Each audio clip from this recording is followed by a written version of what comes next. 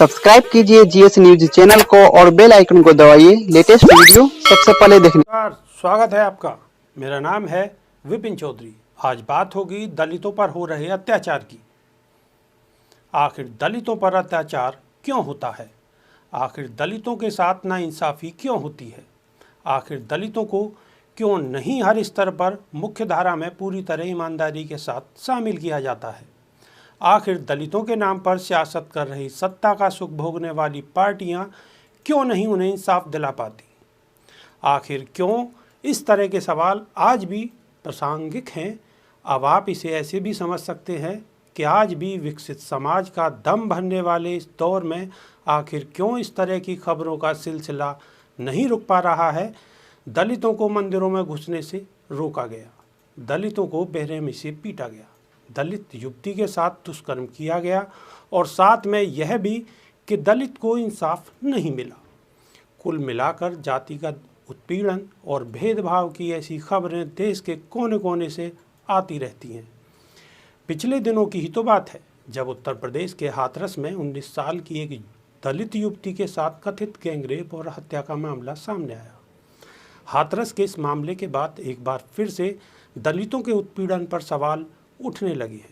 सरकार और जिला प्रशासन के तरीकों को देखकर यहाँ तक कहा जा रहा है कि आज़ादी के 73 साल बाद भी आज दलित समाज समानता और न्याय के लिए संघर्ष करने को मजबूर है। हाथरस ही क्या, हर साल कई ऐसी घटनाएं होती हैं जो दलितों के हिसाब से हिंसा की कहानी खुद ब खुद बयां करती हैं। मिसाल के तौर पर 2015 में राजस्थान में डगाबास में दलितों के खिलाफ हिंसा, 2016 में रोहित वेमुला की आत्महत्या, 2016 में ही तमिलनाडु में 17 साल की दलित लड़की का गैंगरेप और हत्या, 2017 में तेज आवाज़ में म्यूजिक बजाने की वजह से यूपी के सहारनपुर में जातीय हिंसा, 2018 में महाराष्ट्र के भीमा कोरे गांव में हिंसा और 2019 में तथाकथित जातीय उत्पीड़न से तंग आकर डॉक्टर पायल तड़वी की आत्महत्या। यह कुछ ऐसे मामले हैं जिसकी पूरे देश में चर्चा हुई, बावजूद इसके सिलसिला रुका तो नहीं, यह आज भी जारी है। अगर ऊपर कही बातें आपको गलत लगती हैं तो इसकी तस्दीक राष्ट्रीय अपराध रिकॉर्ड ब्यूरो यानी NCRB के हालिया आंकड़ों से हो जाती है। आंकड़ों के मुताबिक दलित के खिलाफ अत्याचार के मामले कम होने के बजाय बढ़े हैं। NCRB ने हाल ही में भारत में अपराध के साल 2019 के आंकड़े जारी किए, जिनके मुताबिक अनुसूचित जाति के साथ अपराध के मामले में वर्ष 2019 में 7.3% का इजाफा हुआ है, जहां 2018 में 42,793 मामले दर्ज हुए थे, वहीं 2019 में 45,935 मामले सामने आए हैं। इनमें मारपीट के 13,273 मामले, अनुसूचित जाति जनजाति अत्याचार निवारण कानून के तहत 4,129 मामले और रेप के 3,446 मामले दर्ज किए गए हैं। और अगर इसे राज्यों के हिसाब से समझने की कोशिश की जाए तो सबसे ज़्यादा मामले 2,378 उत्तर प्रदेश में और सबसे कम मामला मध्य प्रदेश में दर्ज किया गया। हालांकि जम्मू कश्मीर, मणिपुर, मेघालय, मिजोरम, नागालैंड और त्रिपुरा ऐसे राज्य हैं जहां SC/ST अधिनियम में कोई भी मामला दर्ज नहीं किया गया, या यह कह सकते हैं कि कोई मामला सामने नहीं आया।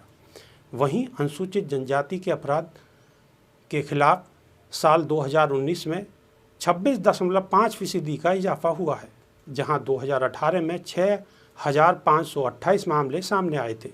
वहीं 2019 में 8,257 मामले दर्ज किए गए हैं। हालांकि भारत में दलितों की सुरक्षा के लिए अनुसूचित जाति जनजाति निवारण अधिनियम 1989 से ही मौजूद है, फिर भी दलितों के खिलाफ अत्याचार पर अंकुश क्यों नहीं लगा पाए रही सरकार?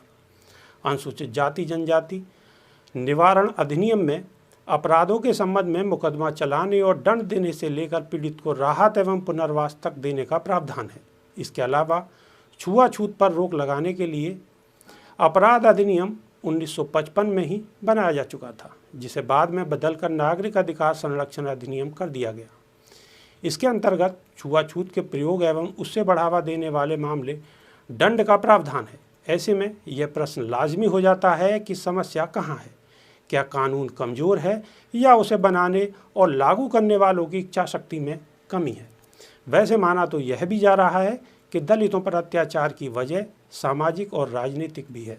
साथ ही यह भी माना जा रहा है कि दलितों में आ रही जागरूकता भी उन्हें निशाने पर लिए जाने की वजह हो सकती है। ऐसे में इस बात से इनकार करने की भूल नहीं की जा सकती कि आज भी जातीय भेदभाव लगभग उस अनुरूप में जारी है जैसा कि पहले हुआ करता था। यह जरूर हुआ है कि इसके स्वरूप में बदलाव भी हुआ है, पर दलितों के खिलाफ जारी अत्याचार पर अंकुश लगाने के लिए अब ठोस कदम उठाए जाने की आवश्यकता है। इससे इनकार करना सामाजिक तौर पर सबसे बड़ी भूल होगी।